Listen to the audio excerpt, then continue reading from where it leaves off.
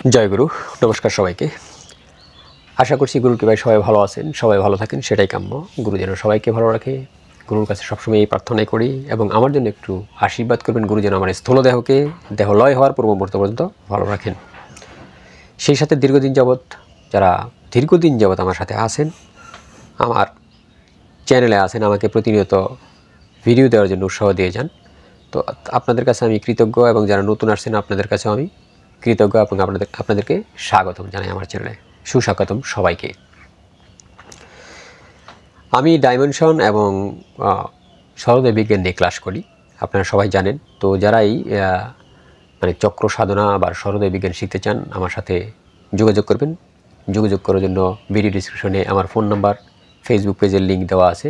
আমি এইখানে আরও দুটো জিনিস অ্যাড করব, লামাফেরা এবং রেকি। সরোদয় বিজ্ঞান, ডাইমেনশন বা চক্র, লামাফেরা এবং রেকি, এই চারটা জিনিসকে একত্রিত করে আমি একটা কম্বাইন্ড ক্লাস শুরু করব খুবই দ্রুত। যারা এই ক্লাস করতে চান আমার সাথে যোগাযোগ করে নেবেন, আমি আপনাদেরকে অ্যাড করে নেব। একটা হোয়াটসঅ্যাপ নতুন গ্রুপ বানাবো, সেই গ্রুপে আপনাদেরকে আমি অ্যাড করে নেব। আর ক্লাস অনলাইনে হয় জুমের মাধ্যমে, আমি সেটা পূর্বেও বলেছি, আজকেও বললাম। তো যাই হোক, আমি প্রত্যেকটা প্রাণ বায়ুর সেপারেট ভিডিও দিচ্ছি প্রাণকে ডিটেলস বোঝার জন্য, এবং প্রাণ আমাদের দেহে কী কী কাজ করে, কোন প্রাণের কী কী কাজ, কোন প্রাণ ইনব্যালেন্স হলে কী কী অসুখ বিসুখ আমাদের শরীরে হয়, সেগুলো ঠিক করার উপায় আমি এর পূর্বেই আরও 3টা ভিডিও দিয়েছি। আজকে প্রাণবায়ু নিয়ে ভিডিও দেবো, প্রাণবায়ুর ডিটেলস বলবো। আমি যদিও এই বায়ু সম্বন্ধে ভিডিও দিয়েছি, বাট সেখানে এত ডিটেলস এবং ডিপলি বলিনি। এখন প্রত্যেকটা বায়ু সেপারেট করে আলাদা আলাদা আরও ডিপলি বলছি, ঠিক আছে?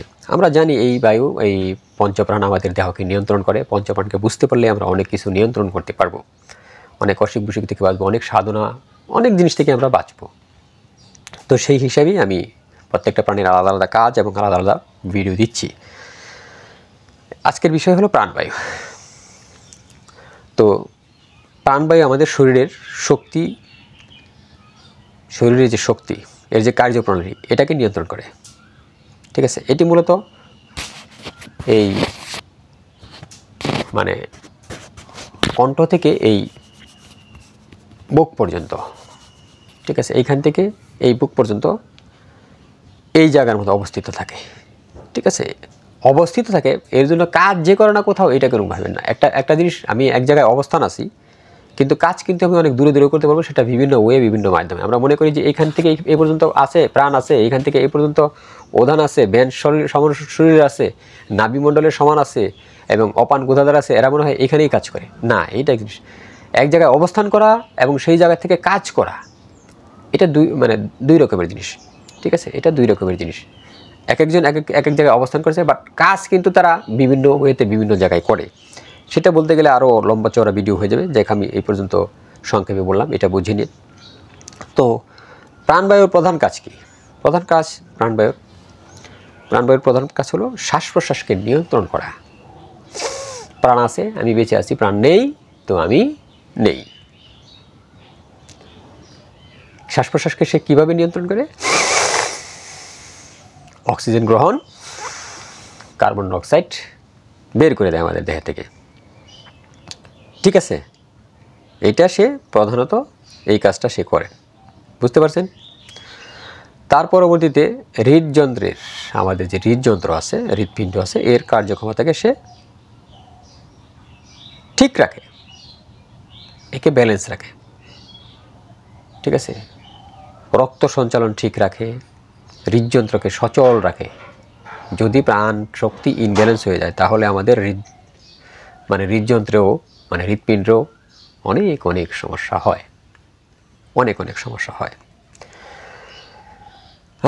স্নায়বিক শক্তি যেটা, সেটা এই প্রাণ শক্তি আমাদের যোগায়, মস্তিষ্ক ও স্নায়ুতন্ত্রকে সক্রিয় রাখে। সে এখানেও সে সাহায্য করে, খাদ্য ও পুষ্টি শোষণ, এই কাজটা করে, শরীরের কোষগুলোতে পুষ্টি সরবরাহ করে। শরীরের প্রত্যেকটা কোষে এই প্রাণবায়ু, ঠিক আছে, তিনি নিজে ক্যারি করে পুষ্টি দিয়ে আসেন। পুষ্টি সরবরাহ কাজটা উনি করে থাকেন, ঠিক আছে? উনি করে থাকেন পুষ্টি সরবরাহ, প্রত্যেকটা কোষে সে পুষ্টি দেয়। শারীরিক ও মানসিক শক্তি বজায় রাখে, শরীরের যে জীবনী শক্তি, সেটাকে সে বৃদ্ধি করে। কে? এই মহোদয়ের নাম কি? এই মহোদয়ের নাম হলো প্রাণবায়ু। তো প্রত্যেকটা বায়ু সেপারেট সেপারেট কাজ করে। আমি বলেছি প্রত্যেকটা বায়ুর সেপারেট সেপারেট জায়গা আছে থাকার, বাট থাকে এক একজন এক এক জায়গায়, বাট কাজ তার যে ডিপার্টমেন্ট যে যে জায়গায় কাজ আছে সে জায়গায় করবে। অ্যাজ লাইক ধরুন আমি বাংলাদেশে আছি, বাংলাদেশের মন্ত্রণালয়ে, সাপোজ ধরুন জ্বালানি মন্ত্রণালয় ঢাকায় অবস্থিত, কিন্তু জ্বালানি মন্ত্রণালয় ঢাকায় অবস্থিত বিধায় শুধু ঢাকার কাজই সে করবে না, ওই অফিসের কাজই করবে না, সে সারা বাংলাদেশে যে জ্বালানির কাজগুলো আছে, যত অফিসগুলো আছে সেগুলো সে নিয়ন্ত্রণ করবে। এই বায়ুগুলোও এক এক জায়গায় অবস্থিত থাকার পরবর্তীতেও তার যে সমস্ত আমার দেহে যে সমস্ত জায়গায় তার কাজ আছে, তার ডিপার্টমেন্টের কাজ আছে, সে কিন্তু ওই জায়গায় সে ওই কাজগুলো করবেই। এরকমটা আমরা কখনো ভাবি না যে না এইখান থেকে এই পর্যন্ত অবস্থান করে অন্য জায়গায় কাজ করবে কেন, এরকমটা না। বসার স্থান এক জায়গায়, কাজ করার স্থান সারা দেহেই তার আছে। তো প্রাণবায়ু দুর্বল হলে কি কি সমস্যা হয়? এই মহোদয় যদি দুর্বল হয় তাহলে আমাদের কি কি সমস্যা হইতে পারে সেই বিষয়ে জানি। শ্বাসকষ্ট, শ্বাসকষ্টজনিত যে সমস্ত অসুখ আছে, যত অসুখ আছে সেটা প্রাণবায়ুর কারণে হয়। লাইক হাঁপানি, হাঁপানি এটা শ্বাসকষ্টজনিত একটা রোগ, এইটা প্রাণবায়ুর কারণে হয়। দুর্বলতা, হাঁপানি আছে, শ্বাসকষ্ট হলে শরীর তো দুর্বল হবে, দুর্বলতা অটোমেটিক আসবে। তার পরবর্তীতে ক্লান্তি, শরীরে ক্লান্তি আসা, শরীর দুর্বল হয়ে গেছে, শ্বাস প্রশ্বাস ঠিক মতো নিতে পারি না, কাজ করে না, ক্লান্তি তো আসবেই। অনিদ্রা, শরীর দুর্বল হয়ে গেছে, অনিদ্রা হবে বেসিক্যালি, তার সাথে কানেক্টেড অনিদ্রা। এবং মাথা ব্যথা, ঘুম হয় না তো মাথা ব্যথা আসবেই, ঘুম হয় না তো মাথা ব্যথা আসবেই, ঠিক আছে। এইটা এখন বলবেন মাথা ব্যথা তো আপনি পূর্বে বলেছেন যে এটা উদান বায়ুর কাজ, তাহলে ব্যান বায়ুর কারণে মাথা ব্যথা হলো কেমনে? যখন ব্যান ও প্রাণবায়ু, প্রাণবায়ু তো প্রথমত প্রাণবায়ুটা আমার দেহে ঢোকে, এর পরবর্তীতে এটা কিন্তু বাকি প্রাণ বাদে বাকি 4টা বায়ুতে বিভক্ত হয়। এটা যদি বলতে চাই আরও এরকম প্রশ্ন যদি কেউ করেন তাহলে আমাকে মানে আরও বিশদ বড় ভিডিও মানে আপনাদেরকে বোঝাতে হবে।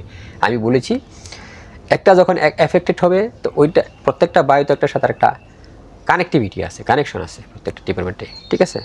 তখন এই বেচারা যখন একটু সমস্যায় পড়বে তখন এর সাথে ওর যোগ সাজে গেছে, ওই বেচারাও সমস্যা পড়বে, ঠিক আছে। তো হৃদস্পন্দন মানে অনিয়মিত হওয়া, হৃদের যে স্পন্দন আছে এটা অনিয়মিত হওয়া, হার্টবিট বেড়ে যায়, ঠিক আছে। এই হার্টবিট বেড়ে যাওয়া এটা প্রাণবায়ুর কারণে হয়।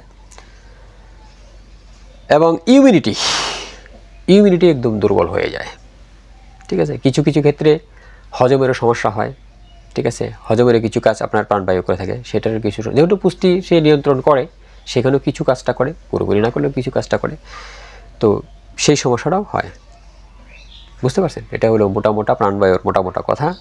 এখন আসুন প্রাণবায়ুকে ঠিক রাখার জন্য কি কি করা যাইতে পারে। মাস্ট বি প্রাণায়াম, সাথে যোগব্যায়াম, এটা তো করবেনই। প্রাণায়াম যোগব্যায়াম না করলে প্রাণবায়ু ঠিক হবে না। প্রথম যে প্রাণায়ামটা প্রাণবায়ুকে ঠিক করার জন্য অনুলোম বিলোম প্রাণায়াম। আপনারা জানেন অনুলোম বিলোম নিয়ে আমি প্রাণায়াম এই বিষয়ে আমি ভিডিও দিয়েছি, নতুবা ইউটিউব থেকে দেখে নেবেন। প্রাণবায়ুকে ঠিক রাখার জন্য অনুলোম বিলোম মাস্ট, সাথে কপালভাতি প্রাণায়াম করবেন। গভীরভাবে শ্বাস নেবেন, সেই শ্বাসকে ধ্যান দেবেন, এখানে আজ্ঞাচক্রে ধরে রাখবেন, ধরে রেখে ধ্যান দেবেন, তাহলে আপনার প্রাণবায়ু ঠিক হবে। সেই সাথে পুষ্টি জাতীয় খাবার খাবেন। তাজা শাকসবজি পাবো কোথায় এখন আমরা ভাই? শাকসবজি কালকে তুলে আজকে এনে দেয়, তার ভিতরেও নানান ধরনের বিভিন্ন ধরনের মেডিসিন মারে, এই হলো সমস্যা, ঠিক আছে। তো চেষ্টা করলে অনেক সময় খাওয়া যায় না। আর যারা খাইতে পারবেন তাজা শাকসবজি খাবেন, ফ্রেশ খাবার খাবেন। মানে স্ট্রেসকে কমাবেন, চিন্তা তো ভালো জিনিস না, চিন্তাটাকে কমাবেন, সেই সাথে পর্যাপ্ত বিশ্রাম নেবেন, ঠিক আছে, পর্যাপ্ত বিশ্রাম নেবেন। তো আজকে এই পর্যন্তই। জয়গুরু, নমস্কার সবাইকে।